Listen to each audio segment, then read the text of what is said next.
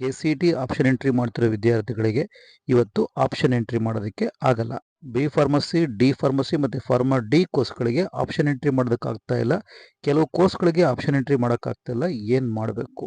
ಇವತ್ತು ಕರ್ನಾಟಕ ಪರೀಕ್ಷಾ ಪ್ರಾಧಿಕಾರದ ವೆಬ್ಸೈಟ್ನ ಮೇಂಟೆನೆನ್ಸ್ ಆಗಿ ಸೆಕ್ಯೂರಿಟಿ ಪರ್ಪಸ್ಗೋಸ್ಕರ ಇವತ್ತು ಅಪ್ಡೇಟ್ ಮಾಡ್ತಾ ಇದ್ದಾರೆ.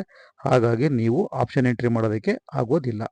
ಕರ್ನಾಟಕ ಪರೀಕ್ಷಾ ಪ್ರಾಧಿಕಾರದ ವೆಬ್ಸೈಟೇ ಇವತ್ತು ಓಪನ್ ಆಗಲ್ಲ. ಹಾಗಾಗಿ ನೀವು ಆಪ್ಷನ್ ಎಂಟ್ರಿ ಮಾಡೋದಕ್ಕೆ ಇವತ್ತು ಸಂಜೆ 9 ಗಂಟೆವರೆಗೂ ಕಾಯಬೇಕು. 9 ಗಂಟೆ ಆದಮೇಲೆ ನೀವು ಆಪ್ಷನ್ ಎಂಟ್ರಿ ಮಾಡ್ಬೋದು. ಬಟ್ ವೆಯ್ಟ್ ಮಾಡಿ. 9 ಗಂಟೆ ಆದ ತಕ್ಷಣ 9 ಗಂಟೆಗೆ ಓಪನ್ ಆಗಲ್ಲ. ಇವತ್ತು ರಾತ್ರಿ 10 ಗಂಟೆ ಮೇಲೆ ಆಪ್ಷನ್ ಎಂಟ್ರಿ ಮಾಡೋಂಗಿದ್ರೆ ಮಾಡಿ, ಇಲ್ಲ ನಾಳೆ ಬೆಳಗ್ಗೆ ಆಪ್ಷನ್ ಎಂಟ್ರಿ ಮಾಡೋದಕ್ಕೆ ರೆಡಿ ಮಾಡ್ಕೊಳ್ಳಿ.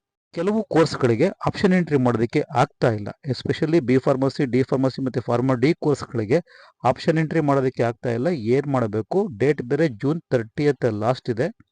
ನಾವು ಆಪ್ಷನ್ ಎಂಟ್ರಿ ಮಾಡೋದು ಯಾವಾಗ ಅಂತ ಕೇಳ್ತಾ ಇದ್ದೀರಾ. ಆಪ್ಷನ್ ಎಂಟ್ರಿ ಮಾಡೋದಕ್ಕೆ ಏನಕ್ಕೆ ಆಗ್ತಾ ಇಲ್ಲ ಅಂದರೆ, ಫಾರ್ಮಸಿ ಕೌನ್ಸಿಲ್ ಆಫ್ ಇಂಡಿಯಾ ಕಡೆಯಿಂದ ಸೀಟ್ ಮೆಟ್ರಿಕ್ಸನ್ನು ಕರ್ನಾಟಕ ಪರೀಕ್ಷಾ ಪ್ರಾಧಿಕಾರಕ್ಕೆ ಕೊಟ್ಟಿಲ್ಲ.